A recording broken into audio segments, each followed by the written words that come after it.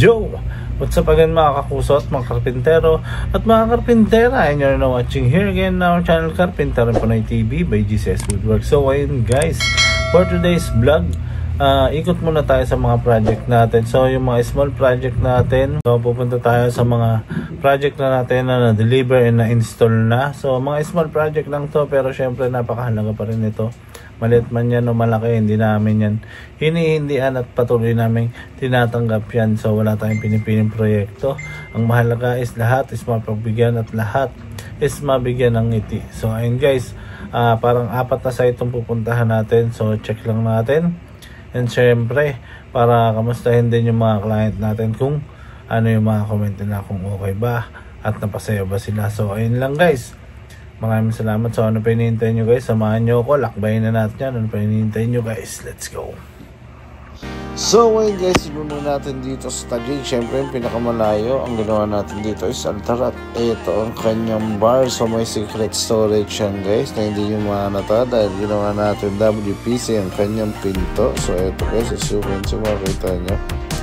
Push lock lang ginamit natin dyan. So ayun guys, no? Secret storage siya. Hindi siya mahanata kasi uploaded panel siya. So after that, silip naman tayo sa ating isang proyekto.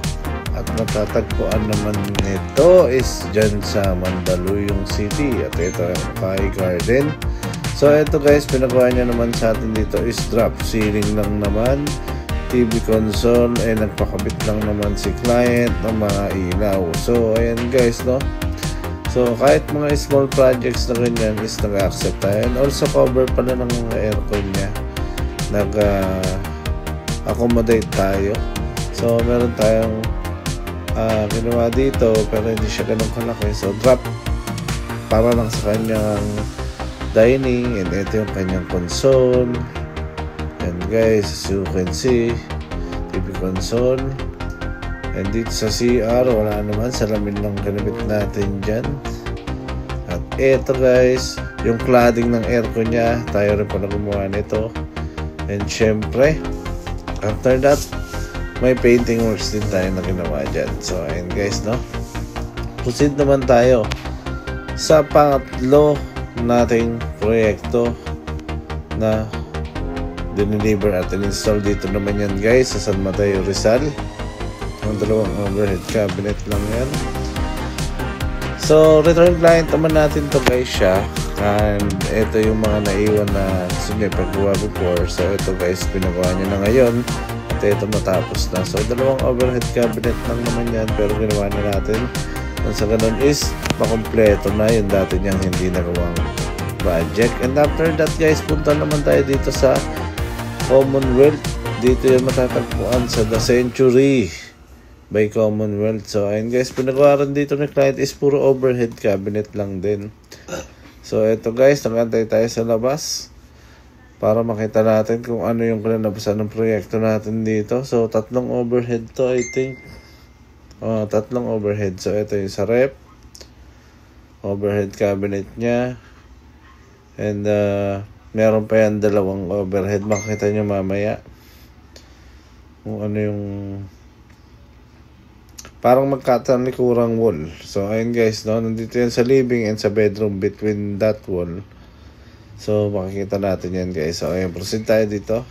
So ito yung isa guys sa bedroom. Ayan, at ito naman yung sa kanyang living.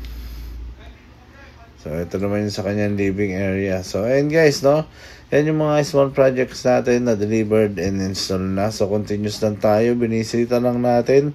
At syempre para makita rin natin yung mga client natin kung nasayahan. At yun nga, nasayahan naman sila. So ayun guys, thank you. So ayun guys, nakita nyo naman kung paano natin sila binisita at kung paano natin tinapas ang bawat proyekto nila na ibinigay at pinagkaloob sa atin at pinagkatiwala. So ayun guys, no, sa mga gusto magpagawa, message lang kayo sa aming FB page. Dito lang yan sa GCS Woodworks, or else pwede rin naman kayo sa aming backup page. Dito lang yan sa GCS Woodworks and Fit Out Carpenter Pinoy TV backup page, or else pwede rin naman kayo pumunta dito sakto sa aming gawaan. At sa kanon is makita nyo na at masalat nyo na rin yung mga produktong ginagawa natin. Wasteable naman yan.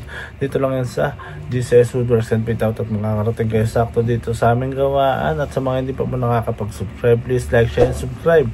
And please click the notification bell below para update kayo sa mga bagong videos na ilalabas namin. So ayun guys, tuloy-tuloy lang tayo at i-update lang natin yung mga client natin at patuloy tayong mag-vlog, daily update. So kung kakayanin natin daily or every other day, gagawin natin. So ayun guys, no, sa mga gustong pagawa, comment lang kayo or message lang kayo direct. Mas magandang message kayo or pwede nyo kami tawagan. Nandiyan naman yung aming numero para sa aming contact. At ayun, agad namin tutugunan ang inyong tawag. So ayun guys, no, maraming salamat sa patuloy na pagtangkilik at pagsubaybay dito sa aming YouTube channel. So ayun guys, hanggang sa muli, maraming salamat. Marami pa tayong abangan, pananabika na proyekto. Syempre tuloy-tuloy lang tayo. Dito lang yan sa GCS Woodworks and Fit Out Carpintero Pinoy TV. At maraming pa tayong pagsasamahan. Hanggang dito na lang. Break it down.